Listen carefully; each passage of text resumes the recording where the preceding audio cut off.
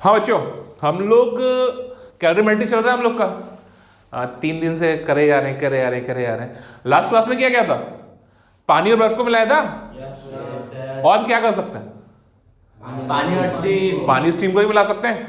तो चलें और क्वेश्चंस करते हैं इसके, पानी और स्टीम को मिलाते हैं। ठीक है, तो पानी और स्टीम को जब हम मिला रहे हैं तो देखिए क्या है, आपके पास है वाटर है। पहले क्या है? एक वाटर है, कितना? 500 ग्राम। ठीक है बेटा, और ये है 80 डिग्री सेल्सियस पे। ठीक है, कितने पे? 80 डिग्री सेल्सियस पे। दूसरा आपके पास स्टीम है ना, स्टीम है, और वो है आपके पास 100 ग्राम, और वो है आपकी 120 डिग्री सेल्सियस पे। ठीक है, तो आपको सवाल में पूछा है कि अगर मेरे को 500 ग्राम वाटर जो 80 डिग्री सेल्सियस पर है, स्टीम जो 100 ग्राम और 120 डिग्री सेल्सियस पर है, दोनों को मिला दिया जाए, तो बेसिकली जो मिक्सचर बनेगा उसका कंपोजिशन क्या होगा और उसका फाइनल टेम्परेचर क्या होगा। कंपोजिशन क्या होगा और फाइनल टेम्परेचर क्या होगा। समझ रहे हो मेरा बात, क्या कह रहा हूं मैं? ठीक है, तो अभी क्या था, सुनो बेटा, पहले देख लो हमने क्या किया था। हमने जब आइस और वाटर को मिलाया था तो हमने 0 डिग्री सेल्सियस वाले वाटर का स्टैंडर्ड माना था, दोनों चीजों को वहां पे लेके आए थे। उसके बाद हम लोगों ने ऑब्जर्व किया था, कैलकुलेशंस की थी। यहां पे आप क्या करो, यहां पे आप 100 डिग्री सेल्सियस वाला वाटर को रेफरेंस लेके चलो, दोनों चीजों को वहां तक लेके आओ। उसके बाद हीट कम पड़ता है या बचता है, उसके अकॉर्डिंग आगे की कैलकुलेशंस करेंगे। ट्राई करो, 2 मिनट देता हूं बेटा, जल्दी से ट्राई करो प्लीज। देखो बेटा क्या है, मैंने बोला वाटर कितनी डिग्री पे था? 80 डिग्री सेल्सियस पे। तो मैंने बोला सबसे पहले वही चीज, 2 चीजें कर लेते हैं अपन। दोनों चीजें क्या होती है, एक तो लेने वाला, कल किया था हमने, प्लीज शोर मत कीजिए, और एक होगा हमारा देने वाला। आज जो वाटर 500 ग्राम है 80 डिग्री सेल्सियस पे, वो कितनी हीट लेगा? तो मैंने बोला 80 डिग्री सेल्सियस वाला वाटर, 80 डिग्री सेल्सियस वाला वाटर पहले कहा जाएगा 100 डिग्री सेल्सियस वाले वाटर पे। तो कितनी हीट लेगा? Q is equal to mcdt। तो Q हो जाएगा, m कितना है बेटा? 500। C1 टेम्परेचर डिफरेंस कितना आया? 20। ठीक है, तो 5 दूनी 10, 1 2 3, 10,000 कैलोरी। कितना हो गया? 10,000, शाबाश, 10,000 कैलोरी। ठीक है, देने वाला देखिए, देने वाला जब भी देता छप्पर फाड़ के। तो देखो छप्पर फाड़ के दे रहा है क्या यहाँ पे? देखते देखा। तो पहले अपना, अरे स्टीम 120 डिग्री सेल्सियस पर है, तो क्या स्टीम पहले तो 100 डिग्री वाली स्टीम पे ही आएगा। तो यानी स्टीम है, तो ये लिख लिया कीजिए ताकि आपको थोड़ी चीजें याद रहे। स्टीम 120 डिग्री सेल्सियस वाला है, वो पहले स्टीम में आएगा कितने वाले पे? 100 डिग्री सेल्सियस पे। तो फॉर्मूला क्या यूज किया बेटा मैंने? mcdt। तो जो Q हो जाएगा, मास कितना है बेटा? अरे स्टीम का C कितना होता है?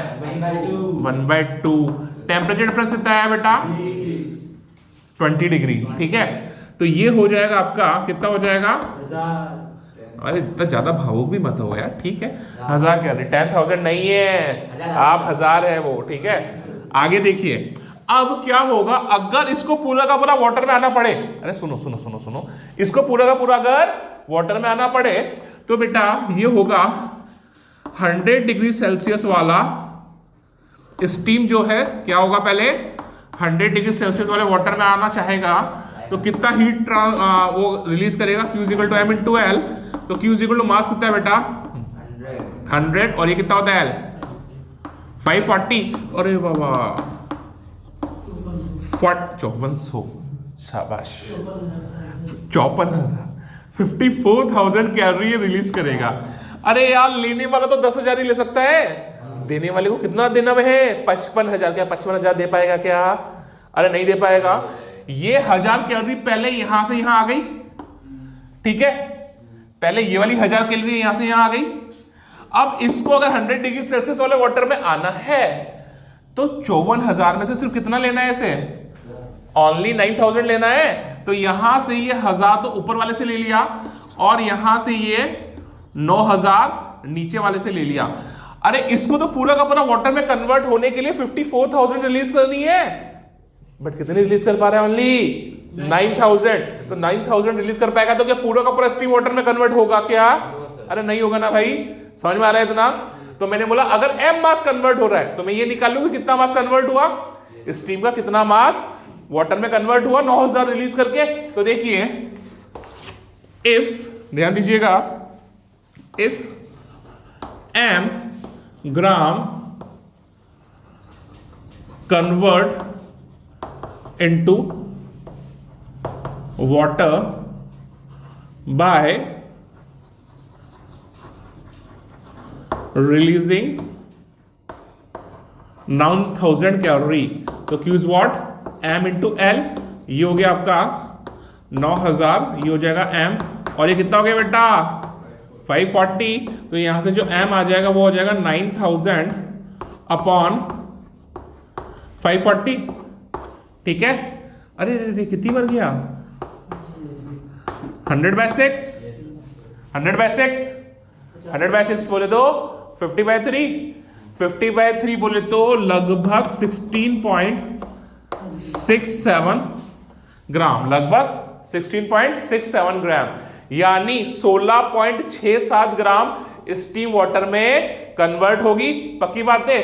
तो यानी वाटर कितना होगा बेटा, तो आपके पास वाटर कितना हो जाएगा, पहले वाटर कितना था आपके पास, अरे 500 ग्राम था, 16.67 यहां से आ गया, तो ये हो गया 500 प्लस 16.67 ग्राम, और स्टीम कितना बचा 100 माइनस 16 अरे यार क्या देख रहे हो, वाटर स्टीम दोनों ही है सिस्टम में, तो टेम्परेचर कितना होगा, ये समझाया था मैंने पिक्चर में, अगर आइस और वाटर दोनों को एग्जिस्ट कर रहा था तो टेम्परेचर 0 डिग्री सेल्सियस था, स्टीम और वाटर को एग्जिस्ट कर रहा था, फाइनल टेम्परेचर कितना होगा 100 डिग्री सेल्सियस। समझ में आया बेटा पूरा सवाल? कोई शंका हो तो बोलने का रे मेरे को। देखिए क्वेश्चन लिखिए फटाफट। 2 litre water at 27 degree Celsius, 2 liter water at 27 degree Celsius is heated by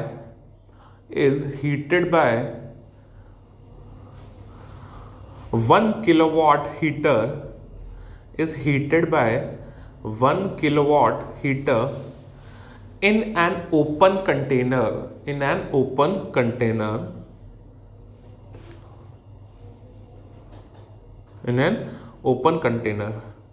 on an average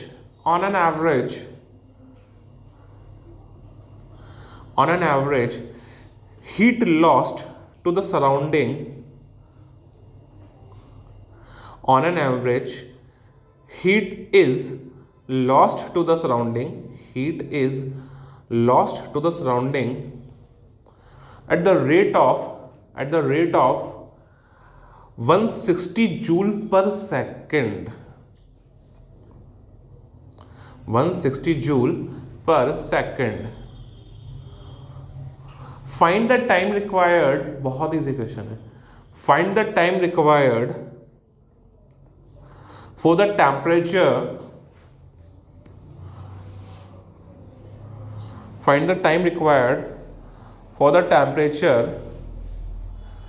to reach at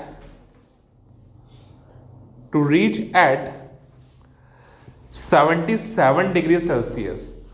Find the time required for the temperature to reach at 77 degree Celsius. Okay? जिन लोग को है ना basic चीजें नहीं पता ना, उनके लिए सवाल प्रॉब्लम करेगा।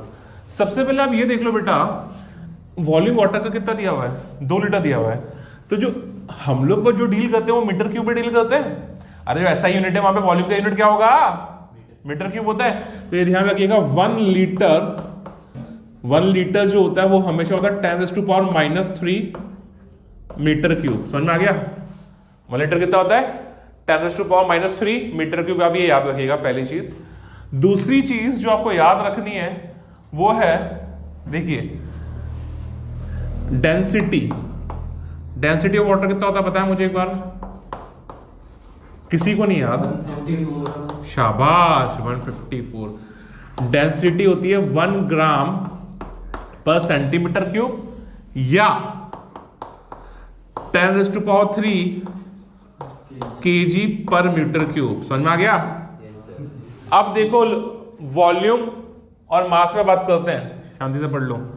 तो density is equal to mass upon volume, तो mass is equal to density into volume. तो यहां पे ध्यान दीजिए, मास की बात करें, सपोज मेरे पास डेंसिटी में इसमें बात कर रहा हूं तो कितना हो गया है 10⁻³ kg।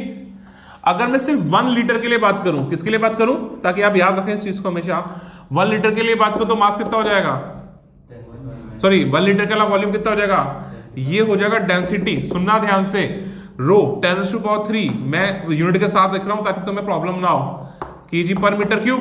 ठीक है, 1 लीटर का वॉल्यूम कितना है 10⁻³ मीटर क्यूब। ये गया, ये गया, ये गया, ये गया, बचा कितना 1।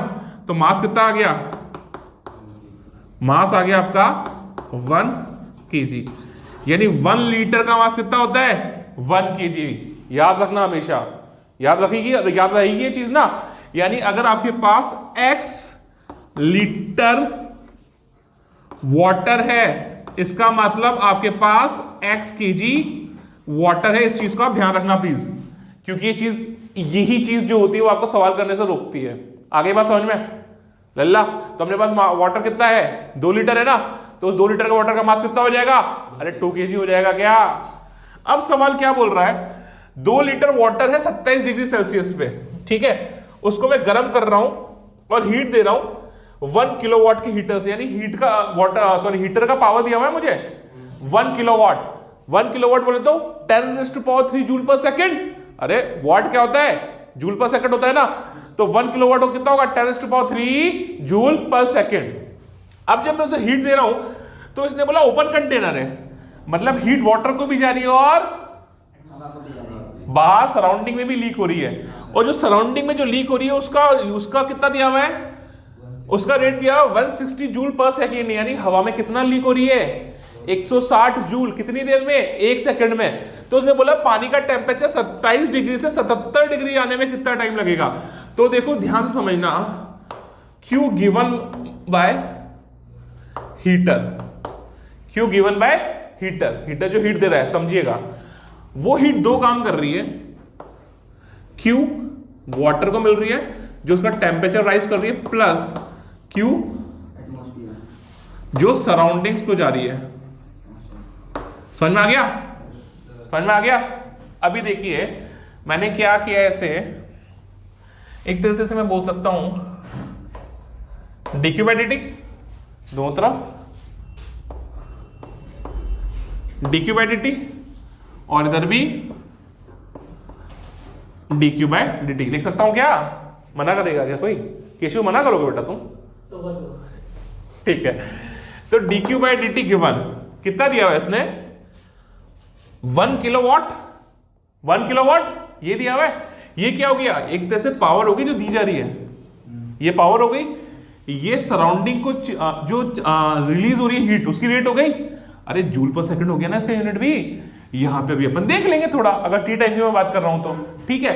तो देखो ये हो गया, कितना है देखो बेटा कितना दिया हुआ है 2 लीटर वाटर 27 1 किलोवाट। 1 किलोवाट बोले तो 10⁻³ जूल पर सेकंड, जूल पर सेकंड में डील कर रहा हूं मैं, 10⁻³ जूल पर सेकंड, जूल पर सेकंड में डील कर रहा हूं मैं, तो वाट कितना हो गया जूल पर सेकंड।